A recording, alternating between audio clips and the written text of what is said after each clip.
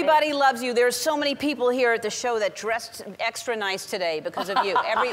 Everybody so is... So you knew I was coming, right? Yes, okay. yeah. No, I'm talking about people that work here. Everybody was really excited. That's funny. So we actually have known each other a long time. Ages. Yeah. I think it was like 91 or so. I hung out at your house. You were very young. Yeah. I remember, and you used to come around to the house in Malibu. And we'd have dinners and laugh a lot. I remember that. Yes, well, you know, I was a huge fan of yours and your husband, Blake Edwards, and I mean, I couldn't believe that I was hanging out with these two amazing people. The whole damn family, yes. It was really cool. So, and I haven't seen you since Blake passed, so...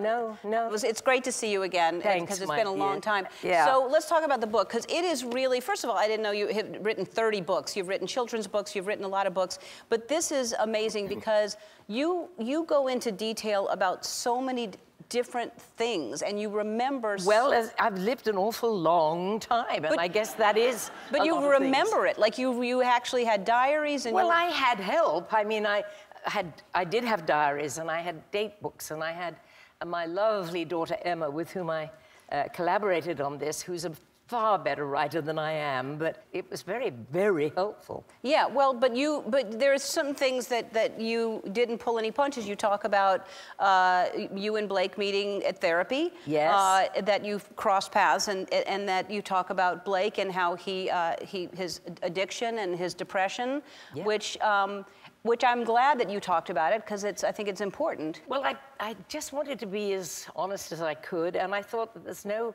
I'm a huge advocate of mental health and emotional health and everything else, and it seemed like if it helps anybody else understand what it's like, and it's not the main thrust of the book, but I did include some of that, yeah. But you were both huge stars, and this was the 60s and 70s, and there must have been some wild parties. I mean, I want to hear, like, what are some... You want to hear only about the good stuff, right? I want to hear, like, what is the wildest thing that happened during, because the two of you must have gone to, like, crazy parties in the 60s and 70s. No, we didn't really.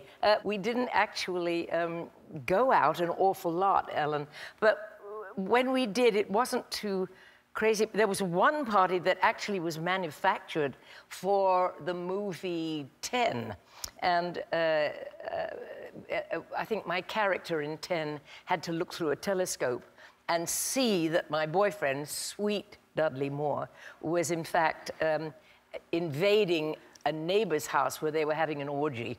And, and I must say, there was a day when Blake was shooting the orgy, and he said, Julie, you've just got to come on over here. It's an unbelievable sight. So, so I went dashing over, of course I did.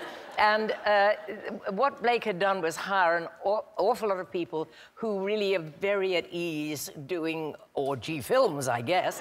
And I walked in and everybody was stark naked and lying around very happily and casually and treating it totally normally. And there was sweet Dudley in the middle of it all, and you know, he wasn't very, very tall. And Blake put him between two enormously statuesque ladies, and so he was completely naked, and these two ladies were naked, but their bums were up here and little Dudley's was down there. So sweet. Oh my God. So sweet. Well, it was more adorable than anything else, because Dudley was so adorable. Yeah. Oh man, that was it. That movie still holds up. I watched it recently. And Did you? Yeah, no. that really still holds up. You are really good friends with Carol Burnett. I know Carol is the godmother to your daughter. Listen, congratulations, by the way, with Carol and being the first recipient. Thank you. Of the Carol Burnett Award. I mean, I think it's wonderful. I know. Yeah, pretty crazy. I mean, she's special anyway. We both know that. Right. She's my daughter's godmother, and great friends with you and me. And yes, I see her. Do you visit her in Montecito often? Yeah. Well, not often. We're always doing this somehow and missing each other. But when we can get together, we really do. And it's as if we've never really been apart. Well, next time you're up in Montecito, let me know, because I see her. We both go to dinner at like 4:30, so I see her a lot. Really? Yeah, it's. You have a home up there? It's sad. Yes, that's not sad that I have a home, but no, it's. No, I get that, yeah. Yeah. All right, we're going to take a break and more with Julie after this.